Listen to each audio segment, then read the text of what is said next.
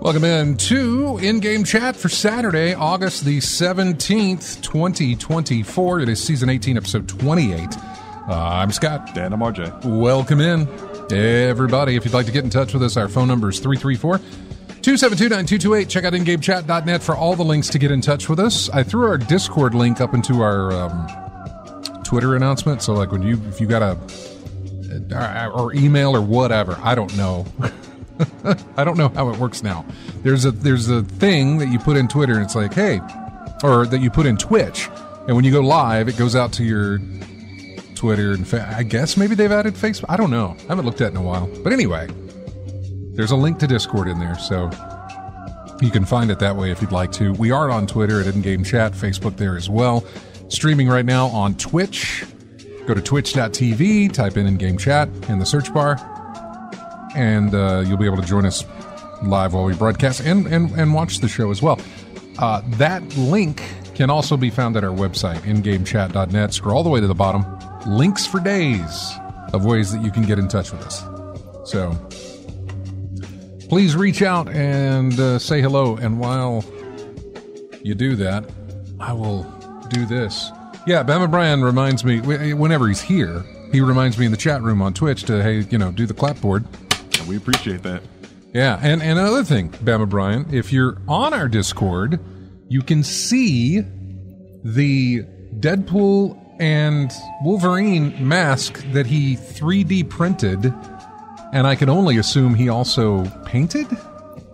I guess. The detail on the that's not the right mouse. The detail on the I have to do that. The detail on the Deadpool helmet, where he's got what I'm guessing is kind of like dirt around the seams of the mask or whatever, gets it. It's really good, really good. Now the Wolverine mask just looks immaculate, like brand new out of the wash. In fact, it looks like it's sitting on top of a washing machine as it is. But that looks really good, sir. Really good. So, good job on that. Those can be found at our Discord. I would love to share them for you. I just don't know how to do that outside of just, showing it off on Twitter or something like that. So just go to our Discord. You can see it. Really good looking stuff. 3D printing is amazing. But it takes more than that, obviously. You got to be able to sit there and do the paint and everything else. It's, devil's in the details on a lot of these things. Yeah. When you want to do stuff like that. Okay, so he said the only paint he did was the weathering on the Deadpool helmet. Yeah, exactly. Yeah. So, wow, that's nice then. The yellow that you got for Wolverine's mask was really spot on. I would say that for the red that you used for Deadpool as well. So, that's good. Let me ask you, Bama Brian, you'll answer this later. How long did it take to print these? Just curious what the timing was on that. So anyway, welcome into the show, everybody. He'll give me that answer, and I'll jump back to it here in just a minute. So welcome to the show, everyone. And it's been a 2-week ordeal since we've been here.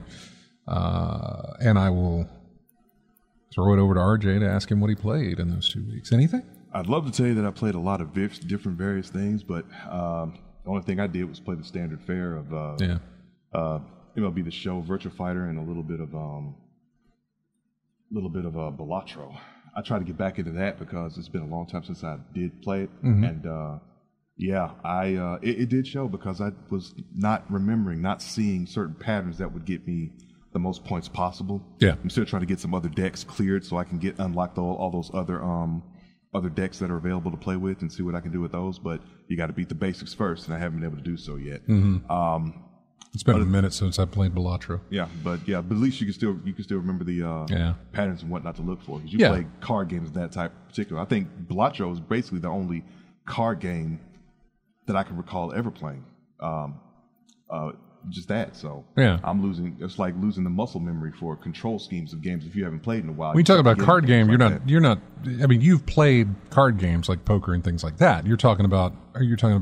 I mean, card games in general. Card games in general. Okay, all right. Yeah. So I'm going to forget patterns and recognitions and things like that if I don't play it enough. Apparently, because that's exactly what happened. Yeah. Like I could remember. Never been big at them to myself. I mean, Balatro's kind of hard to call it a card game, since it actually is a card game. Yeah, I mean, you're using cards and hands in the most basic like that, sense. It is a card game. Normally, when you talk about card games, you're thinking of like Magic and things like that. Mm-hmm. But let me rearrange that. Deck builders is a better way to call like Magic and a couple of other those type of games. I think those would be considered deck builders. It's not a genre I'm familiar with, so when I see the Jokers and Kings and Aces, I'm thinking card game. That's a card game. Yeah. That's more of a card game than any of the others that would fall under that. I think the last game, I think if I recall right, the last game involving traditional cards, I think was Poker Night in the Alley 2. Poker Night at the Inventory. Okay, that thing. Yeah. That was Telltale Games, man. Yeah. Mm-hmm. They did Poker Night and then Poker Night 2. Mm-hmm. Yeah, I remember that. That was back, I remember that a lot. That was, for whatever reason, video game poker had some sort of a heyday back in the 360 days. Xbox 360 with the Texas Hold'em poker that they did, and they did a couple of other card games where you were playing live with other people to play. There was a big thing. Then I remember I'm trying to remember, was it that during time when it was on ESPN? Yeah, well, World Series of Poker, yes. Yeah, that thing, yeah. Yeah. I used to watch that a lot. I mean, I watched a few here and there, but I didn't know what was going on. It's been forever since I've actually watched it. I really should look into it. They do it around the summer, although I'm pretty sure it's already over with at this point. Mm-hmm. At least the playback is usually around the summer. I don't know. Usually the finals take place in November. So like they get a final table and then they don't do it until November and then they do the final table. I don't know. Mm-hmm. It's been a minute since I've watched or paid attention to any of that. Yeah. But yeah, there was a big heyday for that on your video game stuff. Mm-hmm. Texas Hold'em and the other stuff that I was talking about. I can't remember what it was, but there was a poker night thing on Xbox and it was Xbox Live. And it was a lot like the 1 versus 100, but it was you versus other poker players, and you would sit at a table and you would play and advance as you go and that sort of thing. And as you did, you'd unlock different decks, different outfits for your avatar to wear, different little things like that, and you just keep, playing your poker. Yeah. And then Telltale Games did Poker Night at the Inventory with a lot of their characters, and then also a lot of other people's characters. They were bringing in people from Team Fortress. Yeah. They had Sam and Max. I want to say the one I had was with Brock Sampson from the Venture Brothers. Claptrap, I think. Claptrap was in one of them, yeah. Ash from the Evil Dead. I want to say he was as well, plus the guys from Penny Arcade were in there. So there was, the Poker Night at the Inventory 2 had a lot more characters in it than the first one did. So, yeah, I remember that. It was a big, I don't know, it kind of blew up fast and then, blew up quick and then faded fast. Mm-hmm. From being a thing. Like a flash in the pan, huh? Yeah, very quick. Very, very quick. It's kind of, listen, in the early days of Xbox Live, things came and went at a breakneck speed because it was the first time for anything and everything. Things we consider now that we probably take for granted, but it was an online console the first time since Sega Dreamcast, I would say, tried to do an online console, and they were going to really, really do this thing. And this was for the OG Xbox. But when Xbox Live on Xbox Live Arcade and everything else came out on the Xbox 360, that had ushered in people's internets were better, that sort of thing. You were seeing previews from E3. You were getting demos the day of. And I know this doesn't sound amazing, but at that time, it was. At that time, when you're sitting at work or you're sitting in class, whatever the case may be, and you're, scrolling through the internet on your browser because you weren't doing it on your phone at that time. You were doing it on a laptop or a PC, and you were reading about things going on at E3, and then you'd read, oh, there's a demo for this new game, and you can download it now on your Xbox 360. I was like, what? That's amazing. This is great. You should be able to, go ahead, do that. Anyway, the Xbox Live Arcade, because it was a storefront, which they weren't using on the original Xbox. It didn't have a storefront. Xbox Live Arcade was finally a storefront where you could buy things remotely, digitally, whatever. And everybody was in on it. Everybody was anticipating the next big release from Xbox Live Arcade. We were overjoyed and thrilled to get Uno on there. And Uno was massive. I mean, I'd have to go back and do the research for you, but if I went back, I could tell you how popular Uno was on the Xbox Live Arcade platform. And it was ever how many players, I can't remember how many were involved, but there were a lot of people involved, but it was all other people. You weren't playing bots, you were playing other people. And that was a really big deal at the time. And every time we would get a new release for Xbox Live Arcade, it would be, I think it was like once a week we'd get these games, and you'd get an update on like, here's what's releasing, and probably some little indie thing, or maybe something that was they're releasing Pac-Man this time, or Miss Pac-Man, or whatever. That's kind of neat. I'll buy it. It's a nice little retro thing, sure.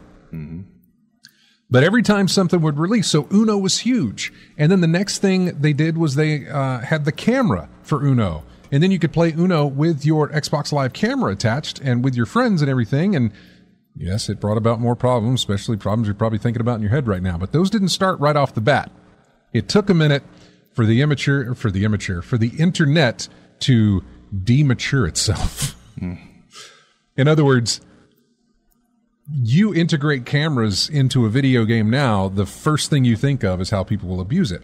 Back then, when you introduced cameras into video games, we didn't think that. We were just like, oh man, I can see you. You're over in Texas or Washington or California, whatever. You're across the country or even across the world. And I'm seeing you and we're playing a game together. It took a minute.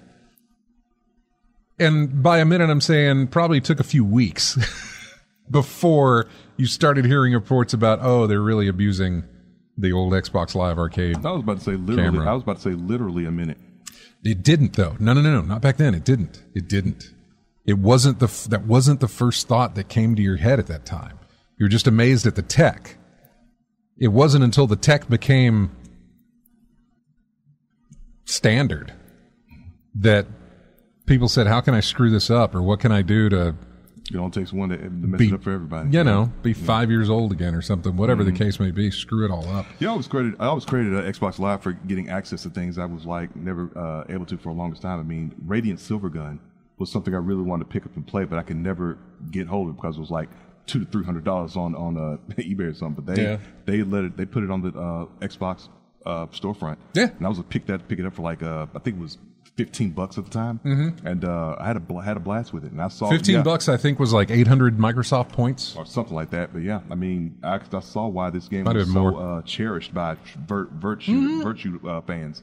Radiant Silvergun was a heck of a good title, man. Yeah. So everything was like brand new, and then they did Texas Hold'em Poker, and it's like, ooh, and they did Texas Hold'em Poker with the cameras, and you're still like, oh, this is great. And then it just new things would release. Braid, we talked about. The older, like I said, some of the older games would get re-released in Xbox Live Arcade that you hadn't played in a while. When the Simpsons arcade version hit on Xbox Live Arcade, that was a big deal. There was a lot of, it was just a big deal. It was the storefront on your home console that you'd never had before. I'm still got that on backup because I don't want to take any chances of that thing being de-licensed or something or unavailable.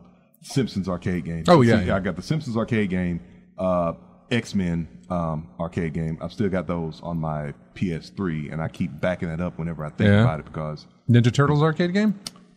I believe I do have that one. We got to hit the Konami hits on this, and that is all of them there. X-Men, Simpsons, Ninjas, Turtles. I forgot. I do have a side-scrolling, I think it's Turtles in Time. Maybe. I think I got that one. Maybe.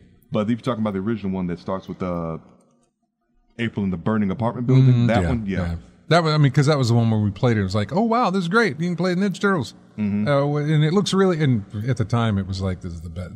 It's never going to get better than this. It's the most amazing thing I've seen. It looks just like a cartoon. Totally, it's better. Yeah. I can remember though. I can remember seeing that. I can remember seeing certain arcade games in the arcade, obviously. Yeah.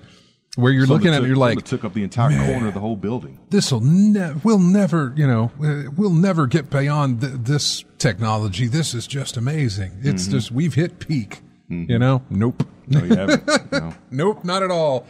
Probably nothing better encapsulated that than, whatever that Sega game was for the time traveler thing. Where it all was hologrammy looking, and it was Time Traveler. Time Traveler is what it's called. The old West cowboy. Yeah, going through different eras of time to get back to his timeline. Yeah, yeah, that or maybe Mortal Kombat when you're looking at that was the first time you'd seen digitized death. Well, not just death, but people in the game digitized. Yeah, like to look exactly like that, and you're like, man, it's never going to get better than this. It absolutely got better than that. Dragon Slayer at the time blew my mind as well. It was amazing. You're playing a cartoon, right? You're absolutely playing a cartoon. That thing was tough.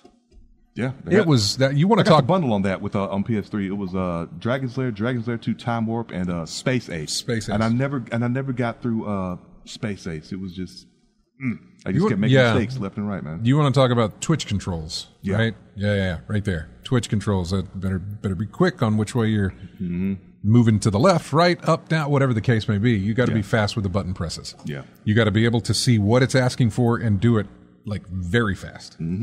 I hated that game. I loved it because of, it's Bluth animation, so I'm fine. If you thought QTE was bad, okay. Yeah. Play Dragon Slayer. This is QTE with like a window of opportunity set massively small for you to be able to hit that. And I love my QTEs. With distractions, mind you. Yeah. Plenty of distractions in there. Because like I said, it was Bluth animation. There's a whole bunch of stuff to look at in a Bluth animation. So it was easy to get distracted and miss that window. Yeah, I've since gone and watched like playthroughs. There'll be, YouTube or something will scroll through on like Facebook or whatever. And it'll just be that game being played, and you can watch it and you can see exactly what you're supposed to do. And it was interesting to see how they reused animation. Like if you were able to take all of it and not take the whole thing and run through it, it's not a very long cartoon to watch. It's really not. But to go through it like it goes through, it's, it was interesting. It was fun. That came to Xbox Live Arcade as well, Dragon Slayer. Yep.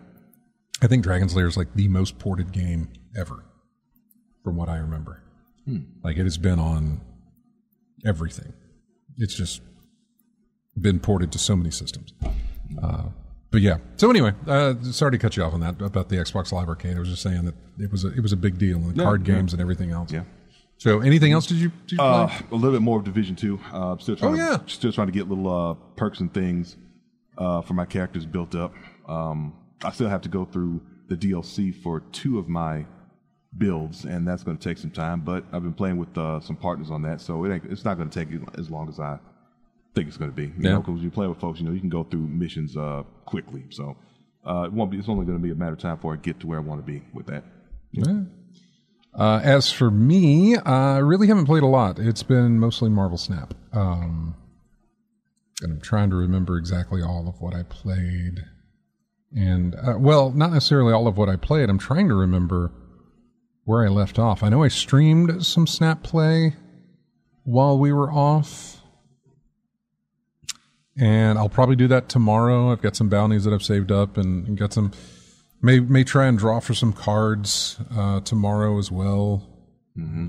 I seem to, from everything that I've read, the card that's on offer I need to at least try and pull. So I'll give it a shot and see. It's all random, but I've got 4 or 5. I think I've got 5 keys, so I could probably pull. I could probably spend 2 to pull, maybe. I don't know. It's a card that gives you extra power. Anytime a card can give you more power to play with.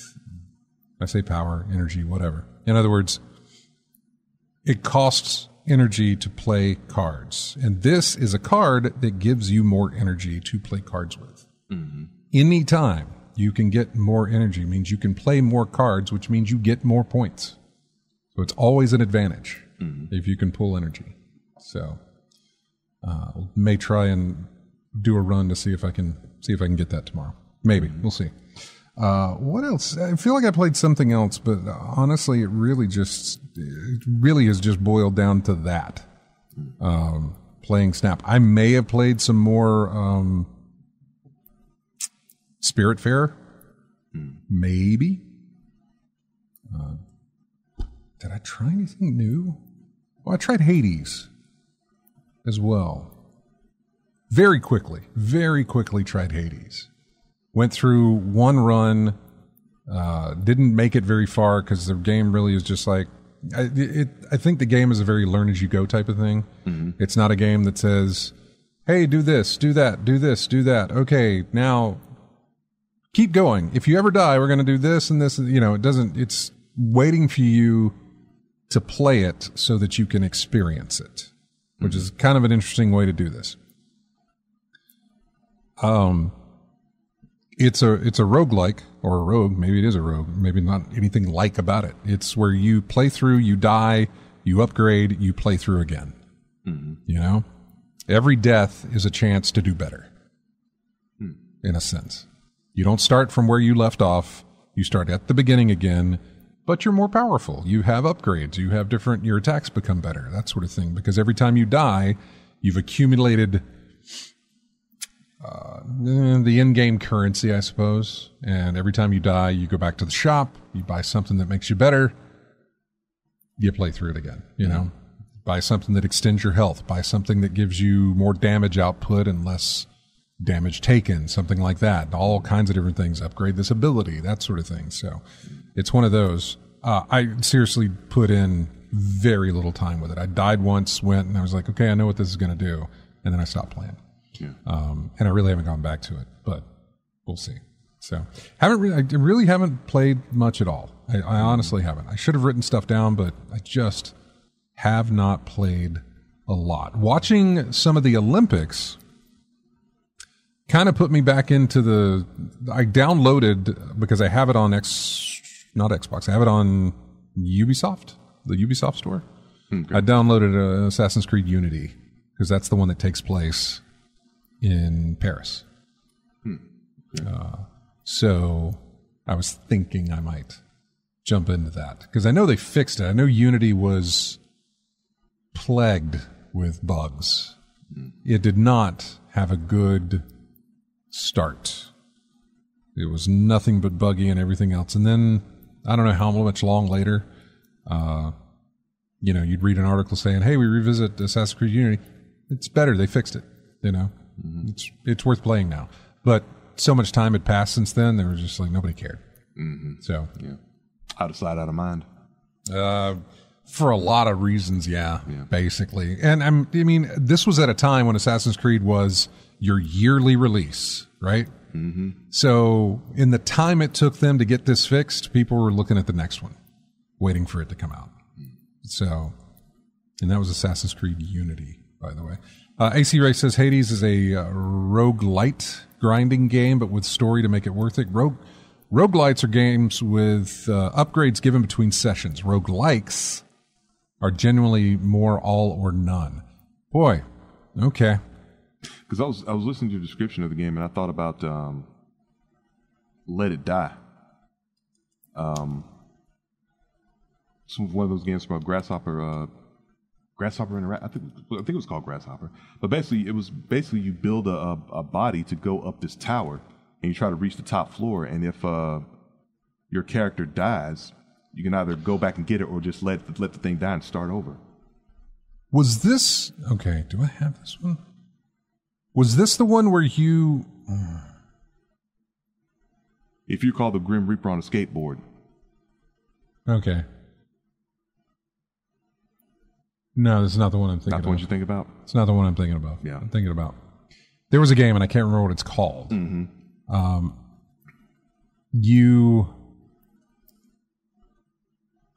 Was it multiplayer? Anyway, it was kind of tower defense. Like you would build rooms for a player to go through that had traps and all these different things, and you would build a bunch of them for them to go through, and then some player would go through and try to do it. They had one life to get through, and then if you killed them, then whatever. I can't remember what that was called. And for a moment there, I thought it was Let It Die. It's not. But yeah, now I want to find out what that game was that I'm thinking of. Man, how long ago was that? Folks in the chat room, folks listening, if you guys know what that game is, if you want to Google Foo it and see if you can figure out. It was a game that probably was released since 2020, I think. And you were either somebody who had to go through all of these different rooms that another player built, or you were the person that built the rooms that the other player had to go through, I think. I can't remember if it was multiplayer like that, but it's kind of tower defense-y. You know, I'm going to put these places here, these things here to attack this person as they come through and see if they can get through it. Man, I can't remember what it was called. Can't remember who made it? No, I don't remember anything. There's an image in my head of the main character was like this robotic person with this giant, I say giant, it wasn't that big. It was in comparison to the body, but kind of, it was a Japanese hat style, not Raiden-ish, but sort of, you know, big brim type thing. Yeah. Yeah. Or was that the head of the robot? I don't remember. The details are fuzzy. Oh, yeah. Boy, are they fuzzy. Boy, are they fuzzy. I'm going to have to look that up. And I got to figure out which one it was. But anyway, you didn't play anything. Well, I mean, you played a lot more than I did, is what I'm getting at. So we got to go to a break here.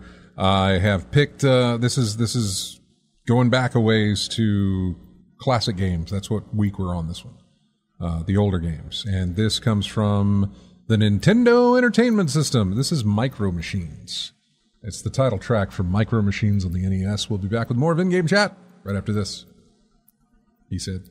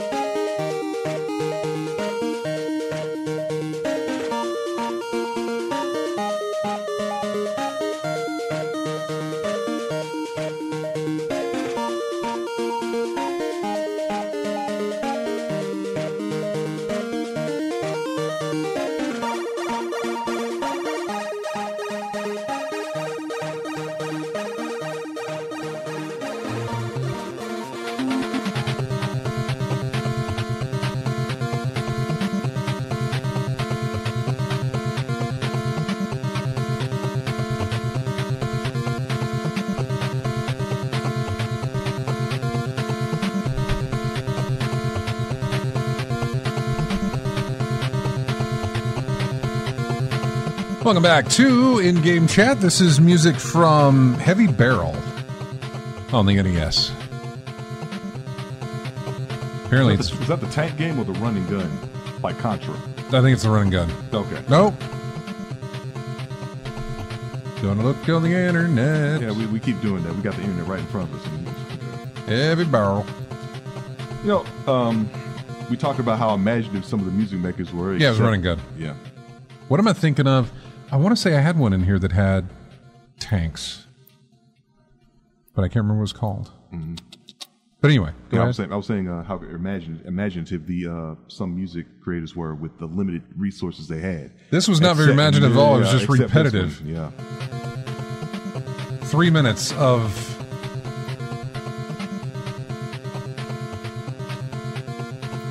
about 10-second loop. Yeah.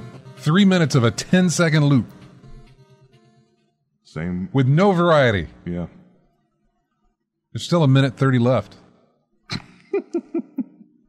And I bet it still hasn't changed. I think I probably have. Nope. Okay. You know what? Now it's got me thinking, who's responsible for that? Heavy Barrel. Data East. Okay. Composer. I say composer. It's interesting to call that. Heavy Barrel. Composer was Azusa Yoshida. There's a lot of names. Still got a minute left.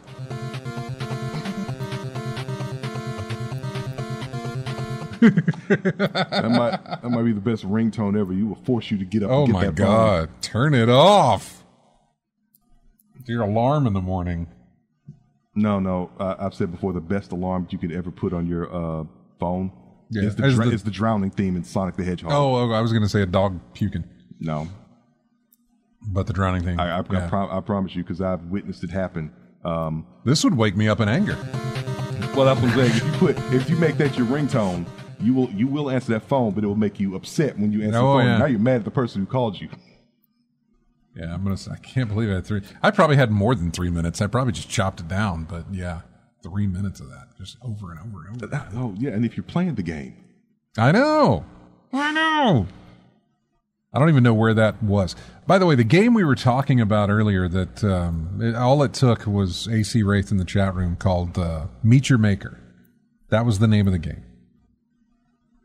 I should have looked and seen what year it came out. I had the page up, but it's gone now. So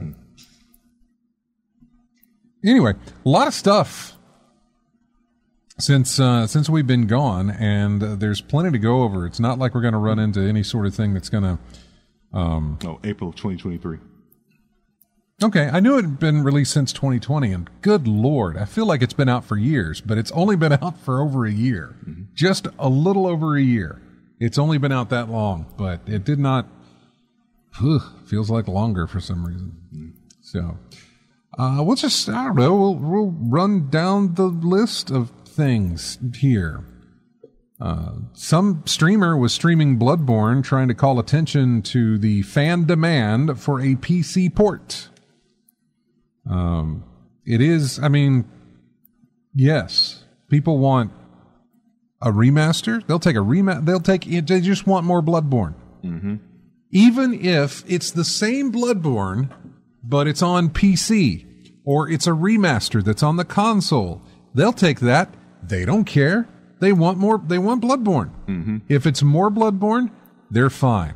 If it's the same Bloodborne but looks better, they're fine. Mm-hmm. They'll take it. Like, that's all they want. They want more Bloodborne. Either old Bloodborne looking good or new Bloodborne. They'll take it. Mm-hmm. Any of it. Just any of it. You know? So at this point, I'm trying to figure out what's the holdup. That's a good question. From getting it to PC. What is the holdup? Sony owns it, right? From Software. So, but it's not been on any platform other than PlayStation. Right. It never got a release on Xbox or Switch. It never had a release on any other platform. It was only ever on the PlayStation, mm-hmm. which gives me the idea that Sony owns it. Now, if Sony does own it, there's precedent for them to release... Sony, yeah. Sony does own it, yeah. Now, they own... So that's the thing.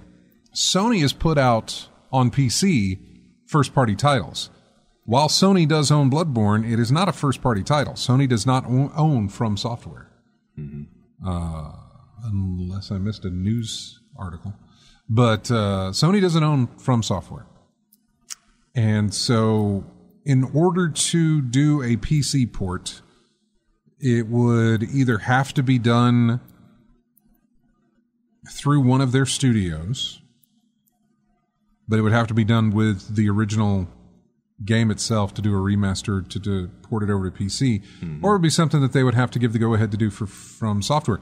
Apparently, From Software can't do anything with it without Sony's approval, if Sony owns the game, the rights to the game. Even though From Software is the developer on it. I hate that that's the case. Goodness. Yeah? Came out in 2015, almost 10 years old. It still looks amazing, by the way. The game's still pumping out some decent visuals. Here's the hoping for some 10-year anniversary news that that they'll actually they're bringing it out for 2025. I don't know. It'd be great if they did. I mean, I know that the rumor mill, but I know that the internet will speculate that that's what's going on. Yeah. That, maybe, okay, we don't get it this year, but maybe next year because it's 10 years, right? Yeah, been the 10-year anniversary. Yeah, the thing about it is we haven't heard a blip. We haven't heard any sort of, there hasn't been job listings. There hasn't been rumors. There hasn't been talk. What's scuttlebutt? Yeah. That's a thing. No leaks. There's been nothing to indicate that this has been worked on, approved, being worked on. There is nothing that has let slip that we might get something like that at all, ever. Yeah. There has only been rumor and speculation. There's never been, hey, signs point to we might be getting this next. Nope, nothing like that. Mm-hmm. And you know how hard it is for people to keep their mouths shut for a lot of things. Yeah, look, we live in the age of leaks. Leaks all the time. Some intentional, some not. Yeah. So, yeah. So, absolutely. I don't think it's happening next year. Yeah. Could, it could in a way that we absolutely don't want it to. Mm-hmm. Like we're going to release a remaster. They pulled the old game and said, upscale it. Don't go into it and put any effort into it. Mm-hmm. Just, run it through an upscaler or something like that and just make it look good or something. I don't know. Yeah. A cheap cash grab, I suppose. That's another thing. They own the property, and as much as people talk about this, you'd think they do another cash grab on it and say, hey, here's the enhanced version for PlayStation 5. Mm-hmm. But they don't. Excuse me. Does that take a sip? So anyway, Bloodborne, we get a new one or another one or a same one. We're fine. We just want it. Mm-hmm. And I say we as though I'm one of the players of Bloodborne. I'm not. Although, out of all of the things that From Software has done, with maybe the exception of Elden Ring, I'm kind of interested in Elden Ring. Bloodborne was the one that I liked the most. Mm-hmm. I was not into the Dark Souls or Sekiro or just none of that ever pulled me in. But Bloodborne, actually, I really liked. So what parts of Bloodborne pulled you in? The aesthetic, the setting. Oh, the looking? The Victorian London? The Victorian thing, yeah. Okay, yeah. Top hats and scarves and all that stuff. Well, not to mention that main character, yes. Yeah. But just plague-ridden Victorian London, was a wonderful setting, and the other reason that it sticks out for me is because I never got into, as you know, we talked about it back then when they released. Dark Souls was not my game. Yeah. Those type of games were not my thing. They're absolutely yours, but they just were never my thing. And so whenever Bloodborne got released, I said, you know what? I'm gonna play that one. I'm not going to try and play Dark Souls 2 or Dark Souls 1 or whatever. Let me get in ground floor fresh on this, whatever this is going to be, and let me play it. And I played it and I liked it. I wasn't good at it, but I liked it. And I thought if I played more of it, I'd get better at it. Problem is, I never played more of it. But I really did enjoy it. I really, really enjoyed it. Did other titles come along to get in the way? Oh, I would imagine so. I don't remember what they were at the time, but I would imagine easily that would have happened. I can easily see that would have happened. And it also made me nervous to play because it's like at any moment I'm going to die and lose all my stuff. I mean, I have to go back and get it, but whatever. Yeah, you can get it back. Just one of those type of things. It's like at any moment it could happen. So I don't even know if I ever died on my playthrough. I didn't get very far in where maybe to the bridge on the first level, I think. There was a bridge. Why do I think there's a bridge?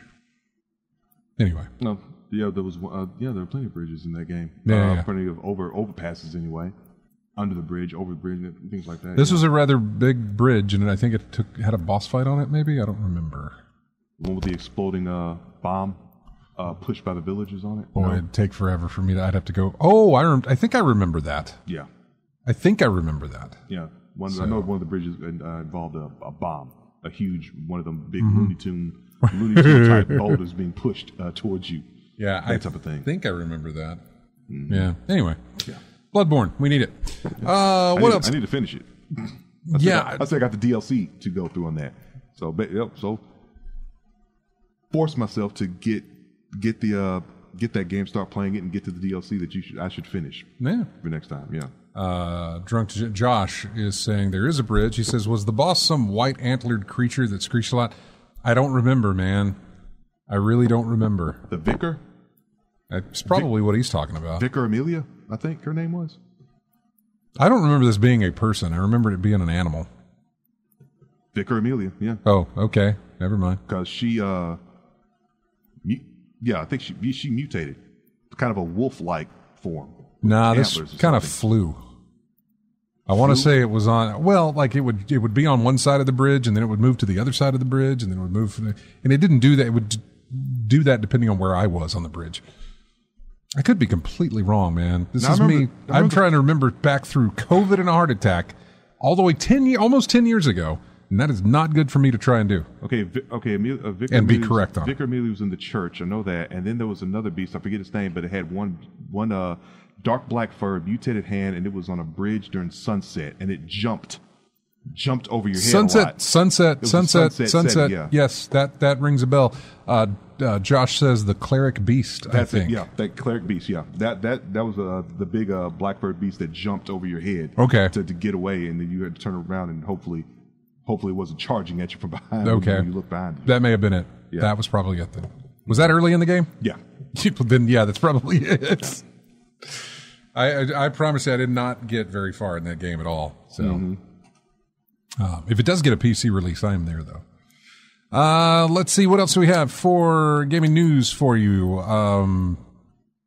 Sony Santa Monica is making its first new IP in over 20 years. We don't know what it is, but it's been 20 years since they've released a brand new intellectual property, and so they are working on that now.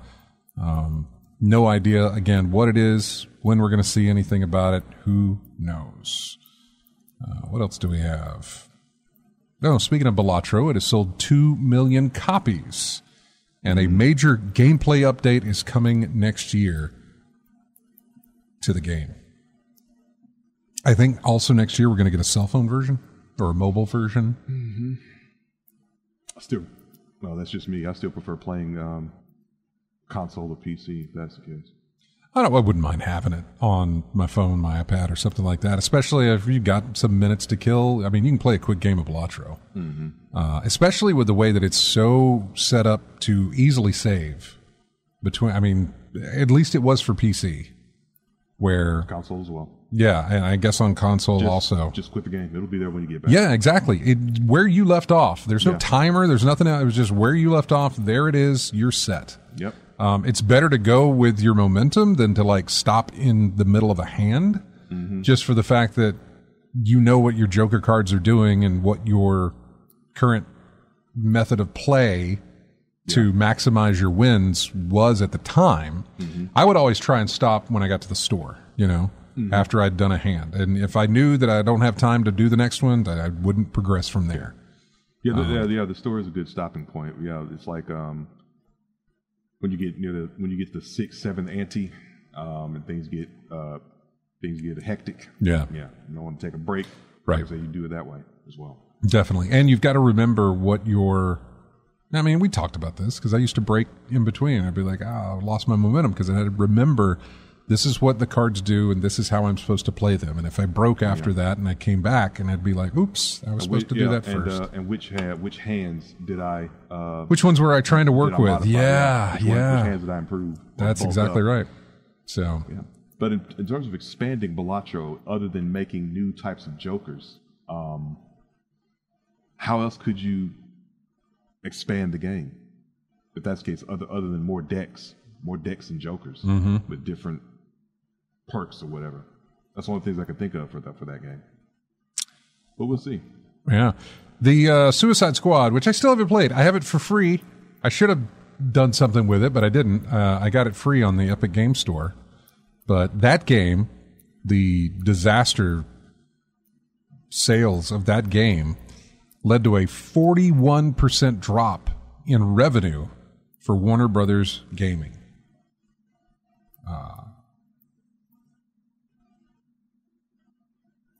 I'm trying to see if there was any kind of, I don't know. I don't like to point at a company and say, see, you should have done this, you know? I would definitely look at whoever the head of Warner Brothers Gaming is and totally point that out and say, you were supposed to do this. Because I don't think the developers wanted to do any of this. I think the developers were working on something else before Warner Brothers told them to. Yeah, I think you talked about it. It was like we were planning this, and then you wanted this for games as service, so we had to put this on top of this, and we had to shift it all. Yeah, shift it all together into some hodgepodge mess of whatever.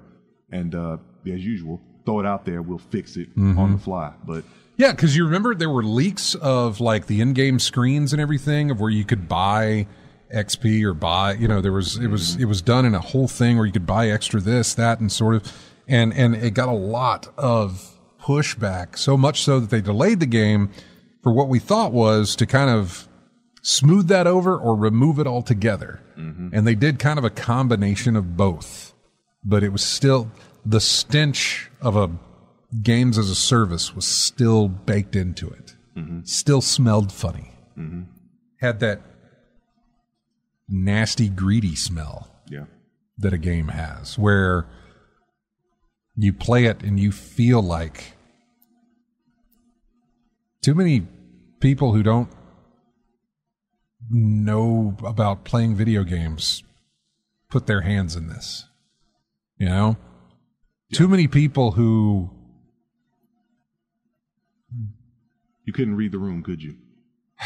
Well, no, they were reading everybody else's room. They were reading the success of other games' rooms. You know what I'm saying? Like they were looking at, hey, this is how you make money. This is how can we make money off of this? You release a game that continues to charge people money after they buy it. And we want to make those. And the best way we can do that is with this developer that has done so well with us in the single player portion of games and with this specific character. So let's put a bunch of characters on them and not make it single player and make it a games of service. And people will eat that up. And they didn't. Which, bravo to the people for not eating it up. I was almost one of them that wanted to chow down on that sandwich. But it was, I know, I'm not hungry. I'm just making weird, stupid metaphors. There's a certain sandwich that we can't say on radio that I immediately thought of when you. Yeah. That was. That's not the sandwich you want to featured in a famous South Park episode. When you were electing politicians, you had to either this or that sandwich. Yeah, and neither one was good. Yeah. But that was the whole thing. The game had nothing but a feeling of being too many people had put their hands all over it to ruin it. And I do not mean the developers. I mean a bunch of people who don't make games had too much input into the making of that game. Yeah. And you wonder now why studios quit when they're ahead type of thing. A lot of the times it can come from just this. A lot of the times it comes from two different things, but it all comes from studios wanting to make money, which is what they're supposed to want to do. I get it. But I remember, and I've told this story before, but I remember having lunch with Amy Hennig after Uncharted 3. Right. And we were having lunch somewhere. I can't remember where, but we were having lunch. And I remember we were just talking about things. And I remember asking her, before I was like, hey, so Uncharted 4 next? And she had a big eye roll and a big sigh. And she's like, yeah. As in, of course. It's another, they're going to make me do it again. She was tired of doing that. She didn't want to do more Uncharted. The studio wanted her to do more because Uncharted. It made money and it's popular. If it ain't broke, don't fix it. If you don't think they're down the neck of Druckmann now, you better give us another Last of Us, or you better give us something that's very close to another Last of Us. You know what I'm saying? Yeah. I can easily imagine that they're pushing on him to do it again. Hopefully, he has the freedom, especially with how big that franchise has gotten with the television series and just that sort of a deal, that he can sort of say, I don't have a story for another Last of Us. Yeah, because I was about to say, I mean, Last of Us is a story-based game. Yeah. And with movies and books, I mean, anybody who's entertained by movies and books, there's a certain point where it ended, and if it goes any further than that, you're going to ruin you can't go too far. It's, trying to extend it further than it's supposed to. Oh, no, totally. Because I'm thinking of the ending of Last of Us 2. I was thinking, okay, it should end there. Yeah, I was thinking of Dexter, the television series. Yeah, I was thinking of season 8 of Game of Thrones. Yeah, there's been tons of times where it's like, boy, you had it there, but you didn't let it go. But it was a good place to stop, but you wanted the money grab. But that's my point. Is like, I bet Rocksteady was tired of making Batman games. I bet they were absolutely like, can we stop now? We would love to make other games. You see how many villains we put in here? I know. Like, I'm sure that they sat there and thought, can we just, we'll make you another superhero game, but can we not make a Batman game anymore, please? Can we just stop making those? And it's like, okay, fine. Well, here's games set in the Batman universe, obviously, but here's more DC. You get the whole DC superheroes to mess with. Here it is. But we want you to monetize it. We want you to do all this. We got to do all that. And whatever they were working on, then it got scrapped, and then they had to work on something else because Warner Brothers dictated that, I say dictated, demanded, like they are dictators. But close enough. Yeah, they demanded, or whatever, put them on a path of making this. And now they're paying for it. 41% drop in gaming revenue. They won't say that it's the fault of the genre they picked as a games as a service type thing. They'll just be like, Rocksteady, you screwed up. No. That's why I hate that. Because the people who should be taking blame for that won't. They won't get the blame for it. It'll be the people who are forced to make the game that gets the blame. Yeah, we see plenty of blame shifting when things like this happen. Yeah. Because the first thing you want to think of, who's at fault? And that's when the finger pointing starts. Yeah, and there's different ways to look at that, but we got to take a break here. We're at the top of the hour, beyond it, actually.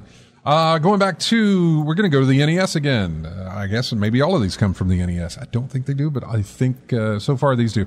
This is a game called Karnov. Karnov. Oh, I remember that one. Yeah. Karnov. It's a stage theme from the game, so yeah. We'll be back with more of In-Game Chat right after this.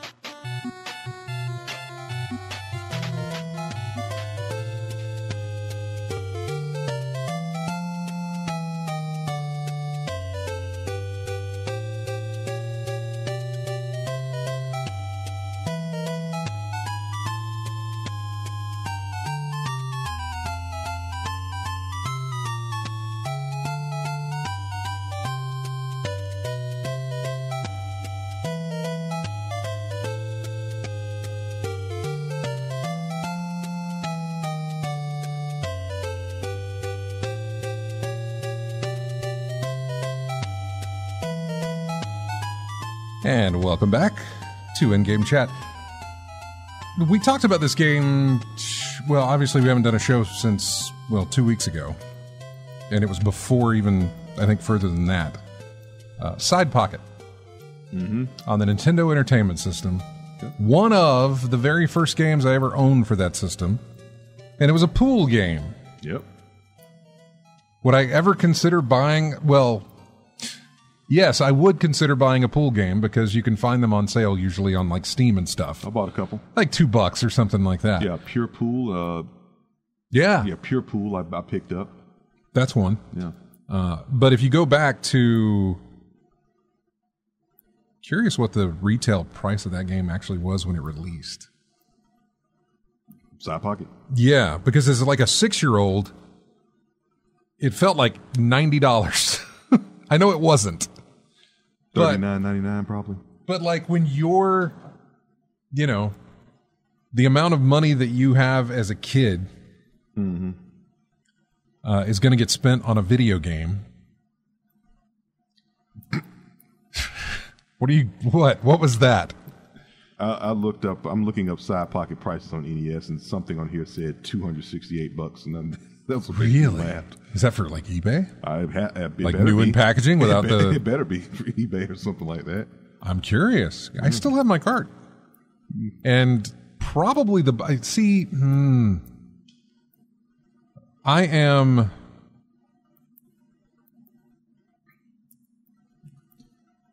I don't know how close I am to being a hoarder. But when I was younger, I did not throw away my boxes for anything.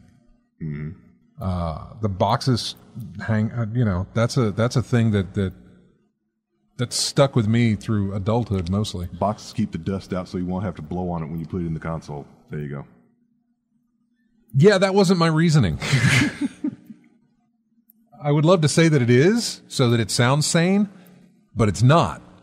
My reasoning was, I spent the money for this game. I'm not throwing away anything of it. You know? Okay. You had the collectability gene back when you were 6 then, yeah. Right, exactly. Yeah. Do you know how many boxes I acquire now when I buy video games? Absolutely none. Because they're almost all digital. Yeah. Unless you're buying a limited edition something from, yeah. But on my bigger purchases, I normally almost keep the box. Like if I buy a console, I keep the box that it came in. Mm-hmm. A lot of the times because, well, most of the time the stores don't really care that you have the box. They care that you have the machine and the cords that go with it. Yeah. And they're like, if you got all that, we'll give you whatever the value is. If you happen to have the box and everything else, we don't give you extra, but nice of you to know that you're that neurotic. But anyway. But yeah, I kept all that stuff. And there is the side pocket box is burned into my brain. It's this goldish brown mustard looking thing. The side pockets and like some silver writing over there. It's got some dude leaning over the table about to hit and probably some woman sitting on the side of the table. Yeah, that's exactly what it looks like. It is not in front of me. It is in front of you, but it's not in front of me. I can't see it, but I got it. It is a gold-colored outside frame with the Data East logo at the top. That's Nintendo right, seal. Nintendo seal. Yeah. Side pocket is in a red diamond with a gold outline and gold lettering. Is it? Yeah. There's a guy leaning over the table about to hit the cue ball into the 3-ball, and there's a woman observing him sitting on a bench, sitting on a pool bar stool, watching him play. Right. Yeah. I'm looking for it now. Oh, yeah, you're right. Okay, now I got it. Oh, man. Look at that. Oh, so many memories. Did you ever find a price on like what it was when it first came out? No, I see a bunch of comparison prices on... 1987. I was 9. I got varying prices like graded, a graded right, price. What it is. The 200, almost $300 I looked at, that was like a graded price or something. Yeah. But for the most part on eBay, it's like in the teens, and some prices under that. But I think it's like cart only.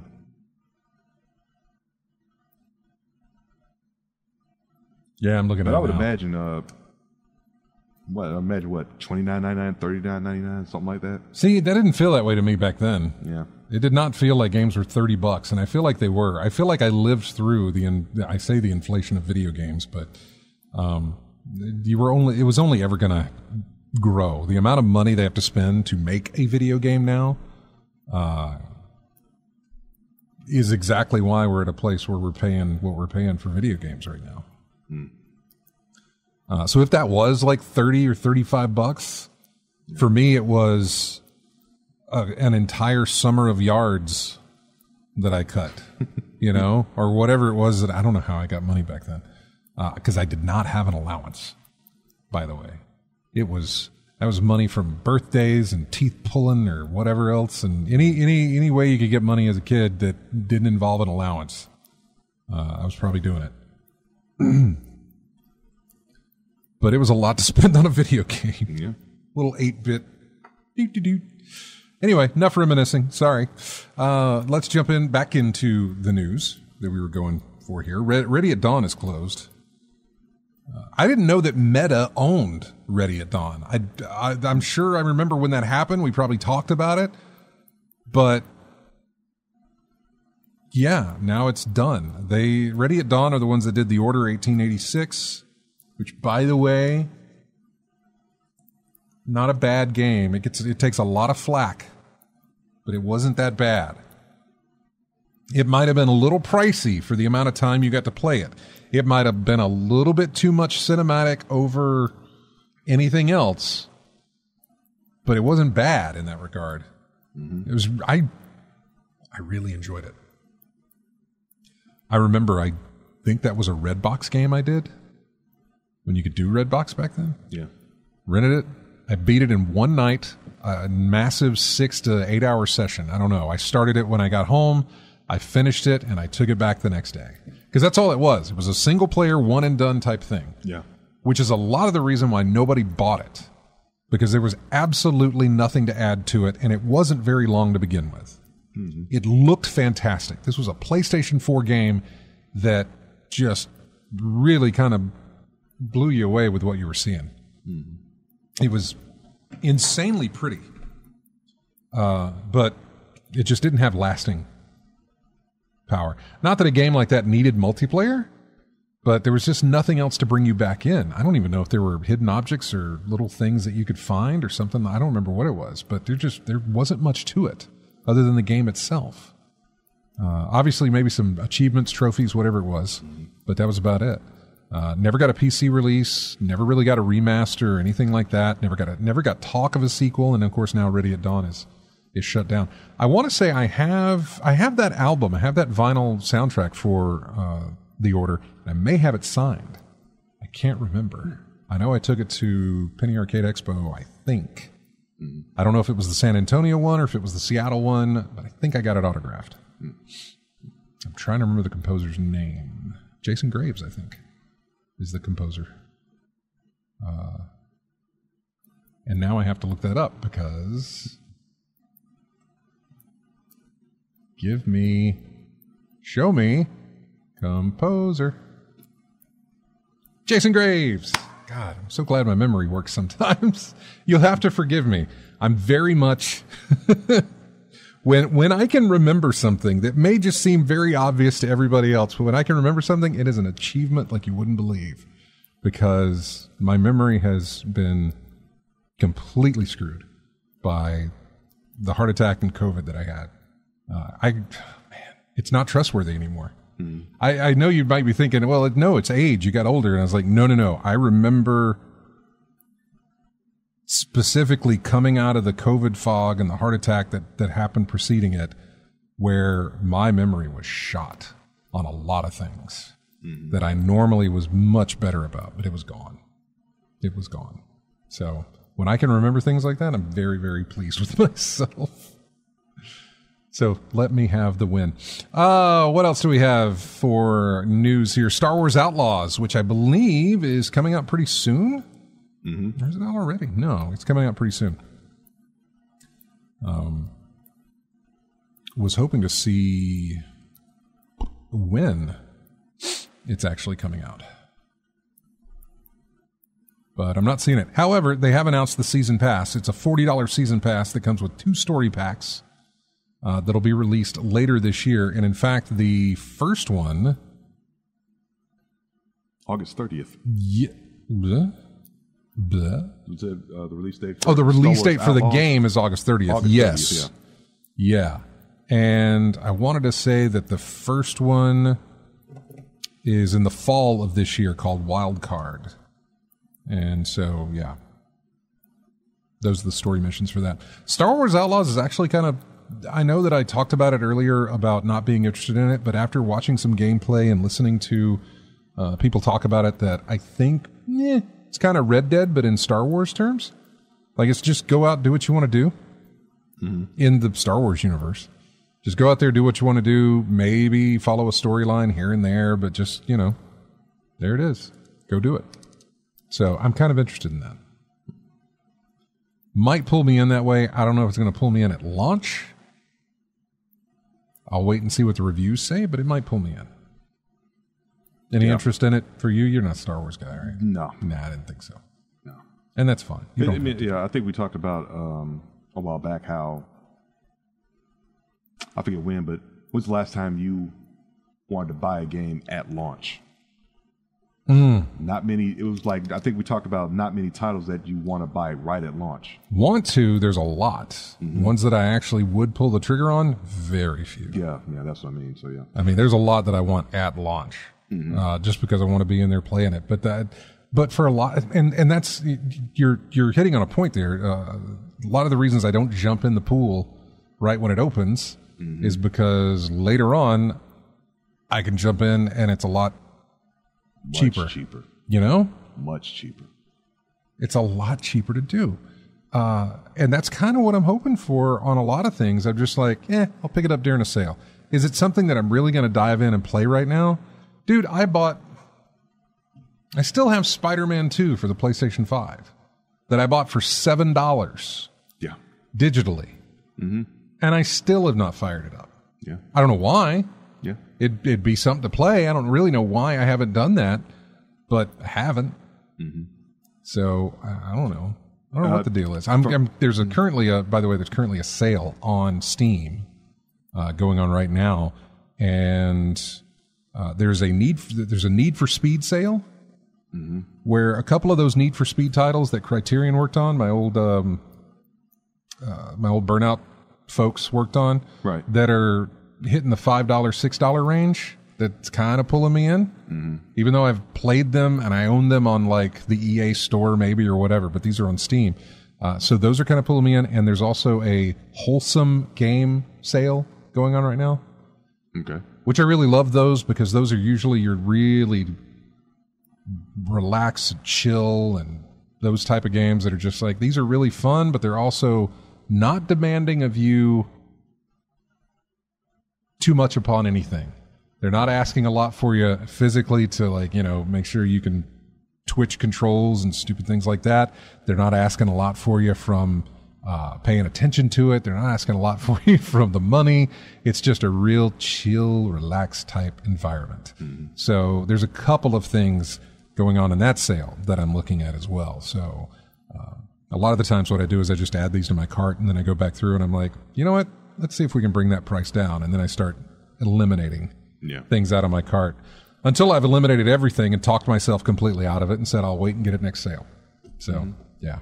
For my case, it would be Lies of P. That is a title. That's on sale right now. Yeah. On PC. On PC, yeah. That was a title I was really interested in and wanted to pick up, but I didn't get it on the day it came out. And I've had other games to play and things of that nature. And by the time I get around to actually picking it up, I mean, between the backlog and playing other things, I mean, that thing might drop to, I don't know, probably under 30 by the time I get around to it.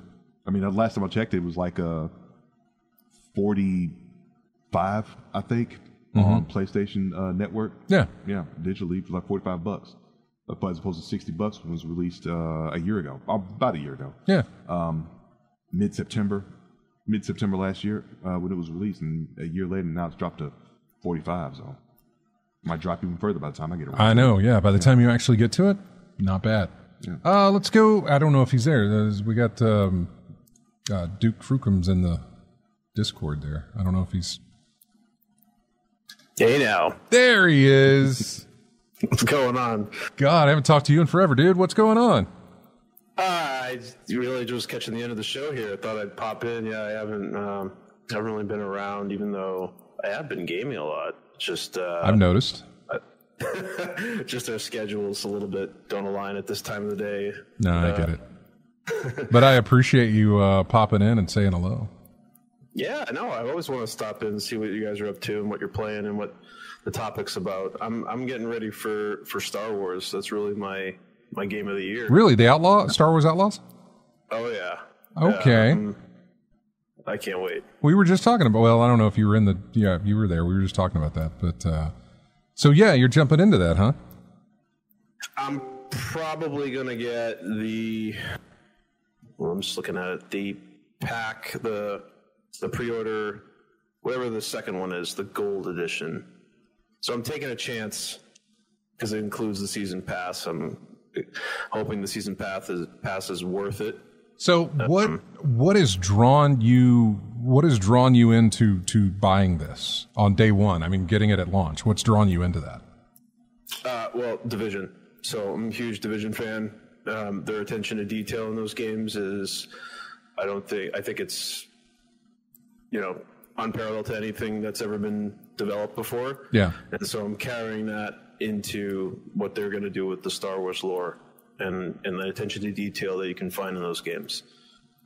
I sunk a ton of time into the first Division. The second one, not so much, but both those games, I think, have stellar storytelling, and they kind of tread the line on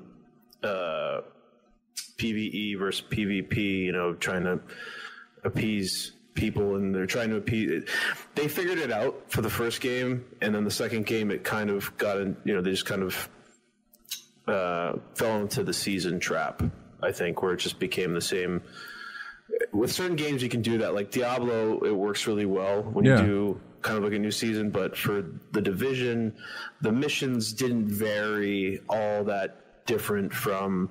That's not to say that Diablo does, but Diablo does it in a way where there's something unique about the season that makes replaying or continuing to play it worthwhile.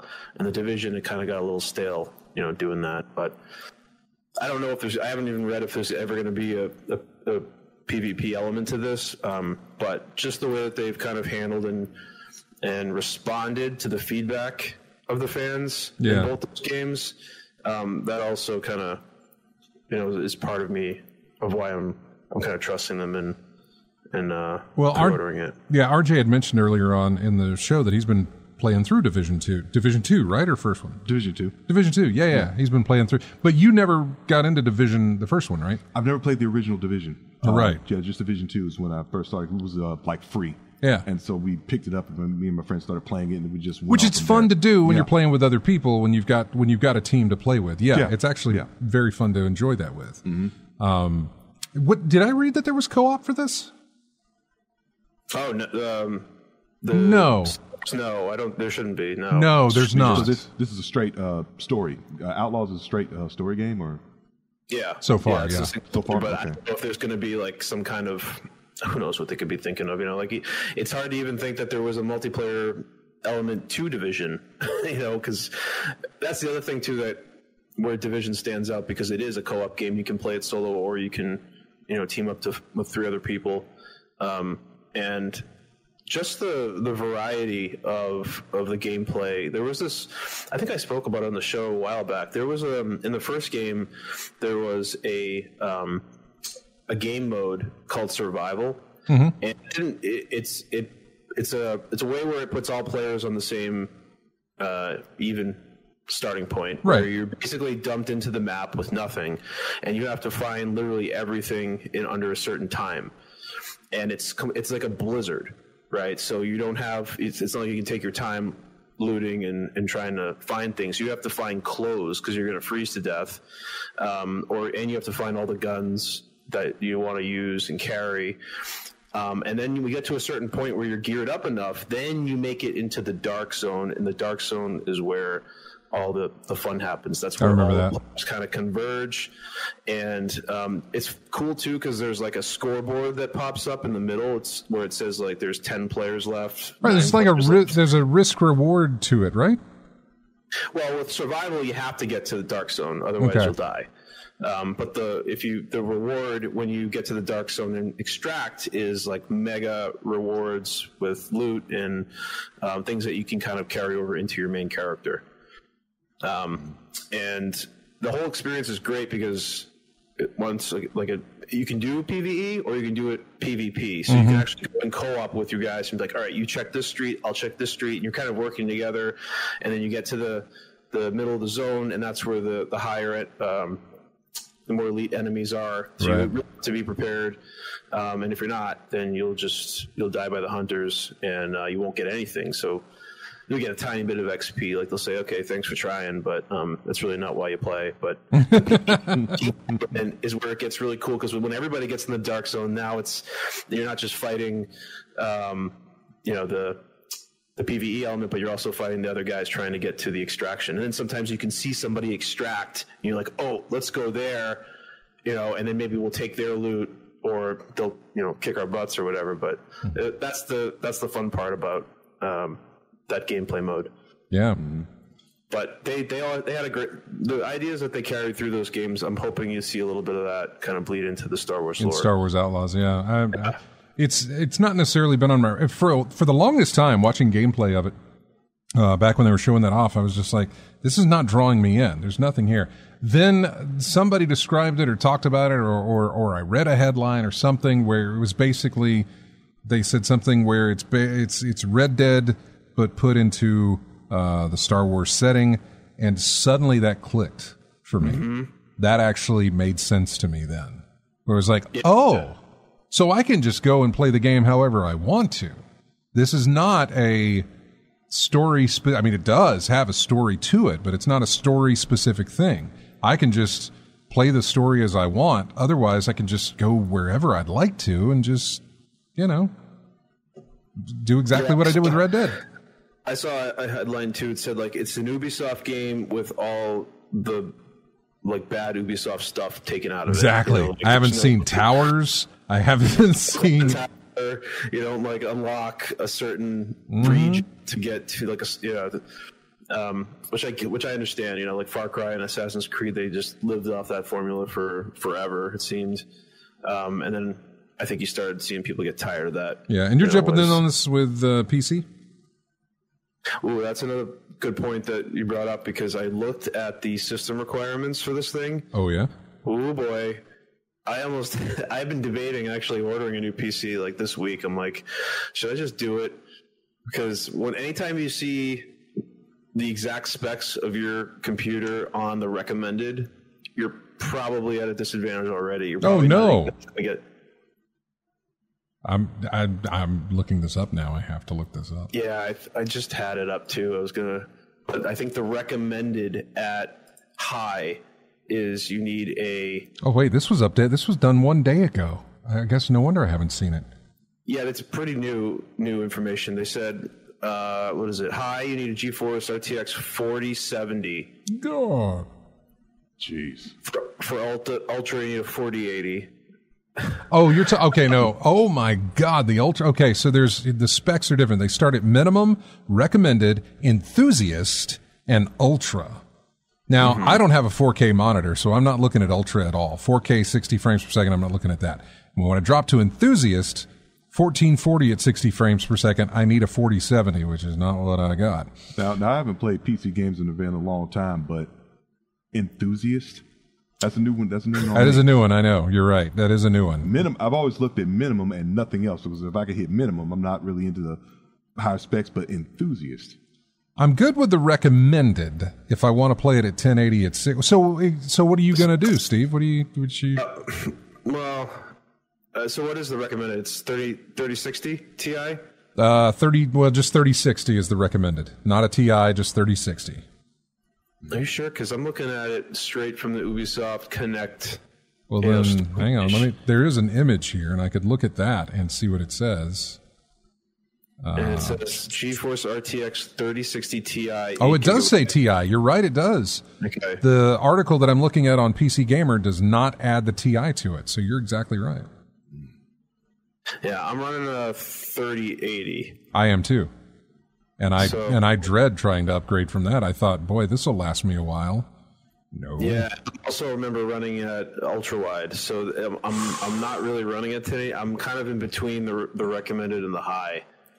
For what they're talking about, so I'm not really sure what I'm going to expect. Yeah, I don't think I'm going to get anywhere near 60. So you are going PC on this? Oh yeah, no. PC all the way. I don't even own a PS5 at this point. Okay. But yeah, but I've been just thinking about getting a new PC, just to kind of reset everything and. Nah, I get you. Yeah. I totally get you. So how many frames do you think you're going to get with your current setup? Well, it's a good question. So, like Division 2 at ultra wide, I can get like 112 at a in a good area, and then it kind of drops, I think, down to like 80, 70 during like the high combat. So again, that's with multiplayer too. I don't know. I don't know. I think it's not. I don't think it's going to be 60 though. I think it's going to be below. And if it's below that, I'm probably not going to play it. I'm probably going to hold off and wait so that I can, do an upgrade. Yeah, I mean the G-Sync works really well. If you drop to 50, but anything lower than that, and it kind of, it becomes obvious. Yeah. The G-Sync keeps up with some of that frame drop a little bit. That's the power of the hardware. But what do you run on a processor? Are you Intel or AMD? It's an AMD. Yeah. I forget which one. Okay. I can look it up though. Yeah, mine's a 7-5800X, I believe. I'm a Ryzen 7 5800X. Same as me. Yeah, same as you. Mm-hmm. Yep, same one that I got there. So. Yeah. All right, then. Hopefully, but we'll see how it plays out. Mm-hmm. Yeah, I'm curious about that, and hopefully you'll get back on the show whenever you play it and tell us about it, because I don't think I'm going to jump in on it at the beginning of this. Probably going to wait and see how it pans out as far as people liking it, that sort of thing. Also, keep in mind, and this is just a tip for everybody listening as well, we are approaching the middle of, well, we're in the middle of August, but we're approaching the end of August. This is a Ubisoft title. Ubisoft are notorious for having massive sales for Black Friday. So consider it if you want to, but I am almost certain within 4 months' time, maybe less, because I'm not doing the math right, maybe less than 4 months, probably closer to 3, you're probably going to see it on sale. For probably at most maybe half price, maybe drop to $30 on a Black Friday deal. Probably for console more than PC, by the way. Oh, I was going to say, I mean, I don't know. No. $30 would be a very steep discount. Ubisoft console games get that discount like you wouldn't believe. Ubisoft PC games aren't so lucky. Because usually it's stuff in the retail stores, like, pick this up, you're going to get a bundle, blah, blah, blah. Here's this game. These are doorbuster prices, that sort of thing. They drop them down to $30 or $40. Pick it up for probably $40. Pick it up for $40 on whatever. But usually the PC ones don't get that kind of a discount. Yeah, I remember the console. I think there was a difference between console and PC, but I'm trying to remember, was there anything half off last year? Because I think we mentioned something like, I'd have to go back and look at my list and the spreadsheet that I have. I'd have to go back and look at that to see what got discounted. But I do remember, and it wasn't this year, it wasn't last year, it was the year before. Yeah. It was the Sonic Frontiers. Was that the new Sonic game? Kind of open world, whatever? I think, yeah. I wanted the PC version because apparently there were no problems, or whatever the problems might have been with the PC. You still got better frame rate, better visuals. You could do some amazing things with that game, and I really wanted a PC. The console versions had dropped the price. The PC had not. Yeah. Because it's different. For whatever reason, it's different. And your physical copies for console get a better discount than your digital copies for PC. Which I always thought was, I always thought that was strange, and we've got to take a break here. But I've always thought that was weird because your storefronts that are digital, whether it be Sony's own storefront, like their own first-party titles, were more expensive to buy through their digital storefront than it were to go and buy it at a store for half off. They get more of the cut through the digital, which is why I don't see why you wouldn't entice them to buy it from digital over going to the store and buying it there. Because you get more of the company gets more of a cut of that sale. There's no middleman. They don't have to pay Best Buy or Target or Walmart or whoever. They don't have to pay. Point. I know. I never understood why they took advantage of that, where it's like, hey, I know we're going to charge you extra for the convenience of not leaving your home. Well, that's what I was about to say. It's amazing how much some folks will pay for convenience. But where's the convenience when I can order it online and just have it shipped to the house? Now, I mean, there's convenience, yes. You have it right then. Me first, I want it now. Yeah. I get it. You have it right then and there. Yeah. But it's way more enticing to do that when the price is closer to what's in a store. Well, with all things considered, which one gets them the bigger profit? I mean, obviously, full price on the store gets them the bigger profit, but does it get them the sales? That's what I'm curious about.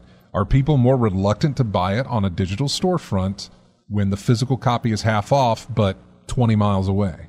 You know what I'm saying? So I don't know. Digital in that example. Do what? I'm buying it digital in that example. Yeah. Or well, even if it's 20 miles away, you can still order it from Amazon. Is the cost of you waiting worth, I don't know, whatever the difference in price is? But almost all the time, you can't find a deal online on those storefronts, like PlayStation Store, Microsoft Store, whatever. You can't find a deal that beats the one you'll find physically on a copy of a game. It's always a little bit more online. Yeah. So. Yeah, this is my first $70 game too, so I got to think clearly on this. What was the last game you bought at launch? Probably Starfield. Okay, you're right. I don't think that was a $70 game though. I don't think it was. Well, no. I mean, still, it was a game you bought at launch, just like I did. It was around 50? No, I think it was still 60. Okay. I think Starfield was 60, yeah. Starfield was 60, okay. Yeah, definitely. Yeah, we got to take a break. What was the other thing I wanted to tell you? And it was in my head now, and now it's gone. I wanted to ask RJ about just his thoughts. I don't want to retread everything, but if he is enjoying Division 2 or not. Yeah, I'm enjoying Division 2. I'm having a good time with the way the guns and everything functions in the game, and getting, of course, getting all the fun loot and everything. But I've gotten to the point where there's a certain weapon I love more than anything else. Two. The Baker's does it in the 1886, the single shots like the scout rifles in Destiny. Yeah. Those are the ones. And the enemies actually react when they get hit from it, because I've seen some real... It's got a kickback to it? Or like a knockback effect? Yeah, it's got a knockback effect. I mean, I've seen enemies soak up bullets from an auto rifle, but one hit from an 1886 and they feel it. Okay. So I'm like that aspect of it, because I've seen a whole bunch of bullet sponges. And I was told that there were some enemies, especially at the higher levels, the bullet sponges they become. So you got to have something to make them knock them off balance. But the way the guns are acting, the way the mission structures, I'm having a really good time with it, especially with friends. Oh yeah, friends make everything better. Oh, I remember what I was going to ask you, Steve. And Josh had mentioned it in the chat room. Space Marine 2. Oh, I forgot about that. I really did. I watched a review on that from Skillup, and he was talking about the fact he had like here are my problems, and there were like 4. And then he said like, here are the 4 problems I have with it. Now, for the rest of the 30 minutes of this video, let me gush, because he had nothing but fantastic things to say about it. And it really enticed me a little bit. Even though I didn't play the first one, I was really, and he was like, you don't have to play the first one. You can just jump right into the second one. No problem. So, Yeah, and that is co-op too, and I know that's the one I was thinking about. That was the one I was thinking about, co-op, because you can play that game through the whole thing through co-op. Yeah, and that's going to be, I think, a blast to play through. I think so too. I'm not even into the lore that all. Like, I gave up trying to understand anything. I just like the gameplay of these games. All right, Steve. Well, hang tight, because we got to take a break. We got to come right back. I got to get these commercials in, man. So just hang tight. I'll be right back. We got music here from, okay, see, they're not all NES games, although this still is Nintendo. We're going to go to the Nintendo 64 and play the main menu music for Excitebike 64. We'll be back for more of In-Game Chat right after this.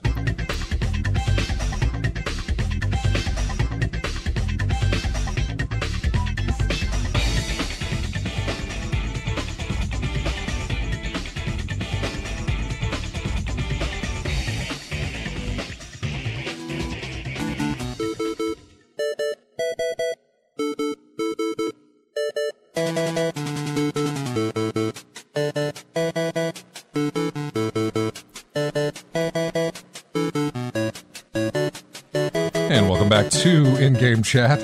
We're going back to the NES for a game called California Games on the old NES. This was another game that I had. Or I rented, maybe. I don't know. God, it was bad. More imaginative than Heavy Barrel. Oh, yeah, totally. No, you had like a half pipe. You had surfing. You had frisbee. Frisbee toss, yeah. Yeah, and then there was hacky sack, which was really tough. I could never get hacky sack. I couldn't get hacky sack in real life, much less in a video game, though. Uncoordinated as all hell. So, yeah. We don't have a lot of time left, although Steve's still here with us. We may be getting a PC port for Red Dead Redemption. That has been apparently revealed in a PlayStation store, and I think we are maybe getting something like that. It'll be great if we do. Wait, what do you mean? Red Dead on PC, the first one. Oh, the first one. Oh, yes. Okay. Yes. The first one. Hey, either of you seen Borderlands movie? No, but I've been hearing about it. I've been hearing a lot about it. I've been hearing a lot about it too.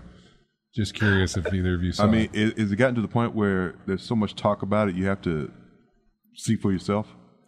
I mean, I'll watch it eventually. I'm not going to the theater, but I'll watch it. Because that's how Ghostbusters 2016 was for me. Oh.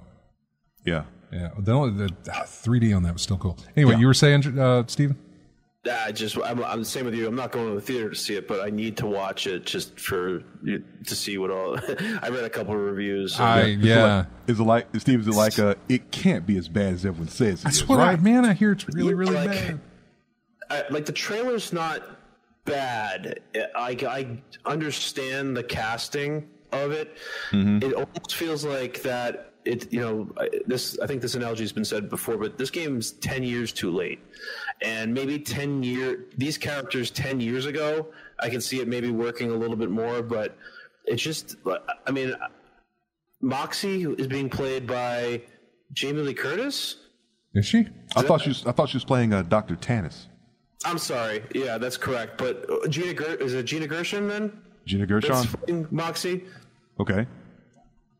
I don't know. Let's see. Yeah, she is. Again, I don't mean to age discriminate, some of the actresses out there, but Moxie's like a young character in a game, and Gina Gershon's pushing 70. So I don't know why, like the choices of all these, the casting is very odd to me. Even with, I love Cate Blanchett. Like I think that she would be a good Lilith in it, in any 10 years ago, but I question just why they went with her at this point. Yeah, so I don't have that kind of connection to the franchise to really be thrown off by really any of the casting, I guess. I don't. I played Borderlands 1 and then I think maybe tried to play 2, and that was about all I got into my Borderlands 1 I played a ton of and really enjoyed it. But my memory of or even my attachment to it has no bearing on casting of the film at all. Mm-hmm. If I had to just throw out blatant statements, Borderlands 2 is probably the best co-op game ever made. I know, and I missed out on that so badly. Yeah, it's up there. I mean, okay, I'm Left 4 Dead. I'm gonna get. There's other games that just popped in after I said that, but Borderlands 2 was such a step up from the first game, and it hit all the right things with all the characters, and it was funny.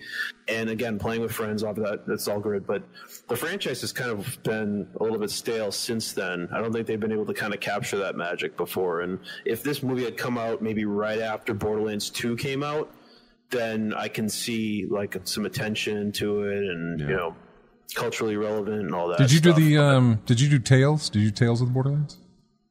That's been on my short list for my deck for a long time. Okay. But no, I haven't done Tales yet. I did Borderlands 3, did the pre-sequel, and I didn't do the Tiny Tina yet, but I think Tiny Tina, who's featured in the movie, is one of the best NPCs that's ever been created. Yeah, see, I haven't experienced that. Because of just Borderlands 1, it's all I played. So, and I don't blame you, because Borderlands 1, it was like, go here, kill these dog things, come back, go kill more dog things over here. It took a very long time to kind of build up to something. Right, but we only played it in co-op. It was me and RJ and James and Jeremy, I think, and we were only playing in co-op when we played it, and that was enjoyable to do that with the group. I mean, co-op is enjoyable in almost any Co-op makes it, like the worst games great. Like Resident Evil 6 has co-op. It's terrible, but I think I enjoyed playing it just from playing co-op with somebody and like complaining about it as we're playing it. Right. Resident Evil 5 had co-op, and that's how I played Resident Evil 5. We tried to play Resident Evil 6 and we couldn't do it. We were like, ugh, this is not fun. Even in co-op, we're like, nah, we're all right. 5 was okay. We'll stick with 5. So that's so true. I mean, it was bad. Man, good to hear from you again. I hope you enjoy your, let us know what you do with Star Wars here. We got to run because we got less than a minute left. So, but thank you for joining us on the show, man. Yeah, roger that. I'll try to join earlier. I know I always kind of end up at the end, but I'll see if I can get in there a little. We can chat about some other things. All right, dude. Well, take care. You too, guys. All take right. care. Bye. See you. Have a good one. I see Chris in there as well, but we've got to run. We are just less than a minute here. I want to thank everybody for joining us on the show, on Twitch, on Discord, everywhere. Really, really appreciate you guys listening to the show and coming out each week and enjoying us and supporting us as well. Thank you for joining us. We have find us on iTunes. You can find us on YouTube. You can find us on our Discord here.